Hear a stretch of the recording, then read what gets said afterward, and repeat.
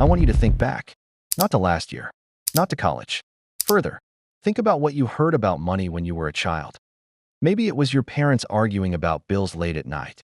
Maybe it was, "We can't afford that," said so many times it started to feel like a personal fact. Maybe it was, "Money doesn't grow on trees." Maybe it was, "Rich people are greedy." Maybe it was watching someone you loved work themselves to exhaustion and still never have enough. You didn't choose those messages. You were too young to question them. You just absorbed them, the way a child absorbs everything, completely, without filter, without defense. And those messages became beliefs. And those beliefs became your money story, the script that runs silently underneath every financial decision you've ever made. Why you hesitate before investing. Why you feel guilty spending money on yourself. Why you sabotage financial progress right when things start going well. Why earning more never seems to solve the problem. It's not the economy. It's not your income. It's a story written before you were 10 years old, running your financial life to this day. Today we're going to find it, name it, and change it. A money story is the collection of beliefs, emotions, and narratives you carry about money, formed in childhood, reinforced by experience, and running automatically beneath your conscious awareness. It's not what you think about money. It's what you feel about money before you even have a chance to think. The moment your paycheck arrives, your money story activates. The moment you consider an investment, your money story activates. The moment someone asks you about your finances, your money story activates. And it shapes everything. Psychologists Brad Klontz and Ted Klontz, two of the world's leading researchers on financial psychology, identified 4 core money stories that most people carry. They call them money scripts. The first, money avoidance. Money is bad. Rich people are corrupt. I don't deserve wealth. Having too much money makes you a bad person. People with this script unconsciously sabotage their own financial progress because deep down, they believe wealth is dangerous or immoral. The second, money worship. More money will solve all my problems. If I just had enough, everything would be fine. I'll be happy when I'm financially secure. People with this script are in permanent chase mode, always believing the next financial milestone will finally bring peace. It never does. The third, money status. My net worth is my self-worth. What I own reflects who I am. I need to appear successful even if I'm not. This script drives overspending, debt accumulation, and the exhausting performance of a financial life that doesn't actually exist. The fourth, money vigilance. You should always save. Never talk about money. Debt is shameful. Financial security requires constant vigilance. This script can actually produce good saving habits, but often at the cost of anxiety, inability to enjoy money, and difficulty sharing financial information even with people who need to know. Most people carry a mix of 2 or 3 of these. All of them were formed before you had the cognitive ability to question them.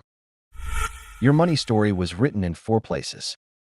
Place 1, what your parents said.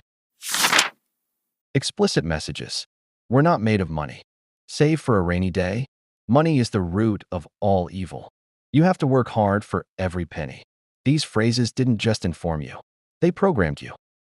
Place 2, what your parents did. Children are far better observers than they are listeners. You watched how money moved in your household. Was it a source of stress, of safety, of conflict, of abundance? Whatever emotional charge surrounded money in your childhood, that charge transferred to you. Place 3, your first significant money experience. The first time you lost money. The first time you earned it. The first time you saw someone close to you struggle financially or succeed dramatically. These moments become anchor points, reference experiences that your brain returns to every time a financial decision appears. Place 4, your cultural and social environment. What did your community believe about wealth? Was ambition celebrated or viewed with suspicion? Were wealthy people admired or resented? Was financial success seen as possible or as something that happened to other people? These environmental messages shaped your sense of what was available to you, long before you had any direct experience with money at all. How your money story runs your life right now. Here's where it gets uncomfortable. Your money story isn't just history. It's running right now, today, in ways you probably haven't noticed. If your story is money avoidance, you might be unconsciously keeping your income below a certain level, turning down promotions, undercharging for your work, giving money away faster than it accumulates. Not because you want to, but because somewhere deep inside, having too much feels wrong. If your story is money worship, you might be spending money you don't have on experiences that feel meaningful in the moment but leave you emptier than before. Chasing income increases that never bring the satisfaction you expected. Postponing present happiness for a financial finish line that keeps moving. If your story is money status, you might be maintaining a lifestyle that looks successful from the outside, while quietly drowning in debt, anxiety, and the exhausting work of keeping up appearances that were never yours to begin with. If your story is money vigilance, you might be hoarding money anxiously without enjoying it, unable to spend on experiences or people you love without guilt, treating every financial decision as a potential catastrophe, even when the evidence says you're doing fine. Look at your financial life right now. Look at the patterns. Look at what keeps repeating. Your money story is there, in the pattern. How to find your money story. Here are 5 questions. Answer them honestly. Write the answers down if you can. Question 1. What is your earliest memory involving money? Not your first paycheck. Your earliest. What happened? How did it feel? What did you conclude about money from that experience? Question 2. What did your family believe about wealthy people? Were they admired? Resented? Suspected? Were they lucky, implying you couldn't be? Were they different, implying wealth wasn't for people like you? Question 3.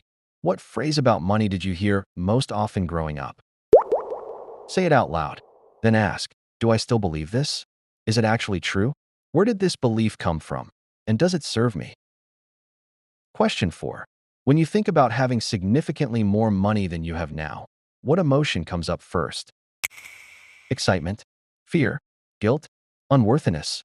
That emotion is a direct window into your money story. Question 5. What financial behavior do you keep repeating, even though you know it's not serving you? Overspending, avoiding your bank balance, undercharging, giving money away, keeping yourself just below comfortable. That behavior is your money story in action. Here's the most important thing to understand. Your money story was not written by you. It was written for you, by circumstances, by people who were doing their best with their own unexamined stories, by a world that had no idea what financial script it was handing you. You didn't choose it, but you can rewrite it. Step 1. Name it. You cannot change what you cannot see. Write your money story in one sentence. I believe that money is. I believe that wealthy people are. I believe that I. Naming it removes some of its power immediately. Step 2. Question it. Is this actually true? What is the evidence for and against this belief? Would you teach this belief to a child you love? If not, why are you still living by it? Step 3. Find the counter evidence. For every limiting money story, evidence exists that contradicts it. Find it. Wealthy people who are genuinely generous. People from difficult backgrounds who built extraordinary financial lives. Money that created freedom rather than corruption. Your brain has been collecting evidence for its current story for decades. Now deliberately collect evidence for a better one. Step 4. Act against it once. The most powerful way to rewrite a belief is to take one action that contradicts it. If your story says you don't deserve wealth, invest something today. If your story says money is dangerous, give some away deliberately and joyfully. If your story says you'll never be good with money, track your spending for 1 week. One action that contradicts the story begins to break its hold. Here's the truth that changes everything. Your financial life is not primarily determined by the economy, not by your income, not by your investments, not by your budget. It is primarily determined by the story you believe about yourself and money. Every strategy in the world, every investment tip, every savings hack, every financial framework. will eventually be overridden by a money story that contradicts it.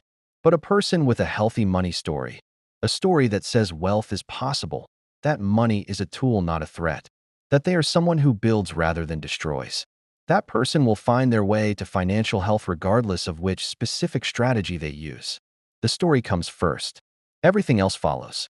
You didn't write your original story, but you are the only one who can rewrite it.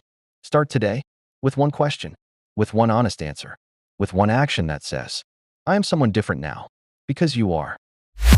Next video drops Tuesday. We've talked about what you earn. We've talked about what you destroy. We've talked about the stories running your finances. Now we're going to talk about the end game. What does financial freedom actually look like in real numbers for a real person in real life? Not the fantasy version, the actual version, the one that's genuinely achievable and closer than you think. Next Tuesday, I'm going to give you a number. Your number. The one that changes how you think about every financial decision from this day forward. Subscribe. This one is worth waiting for. If this video made you think of someone whose money story might be holding them back, share it. Sometimes the most generous thing you can do is help someone see what they've been unable to see.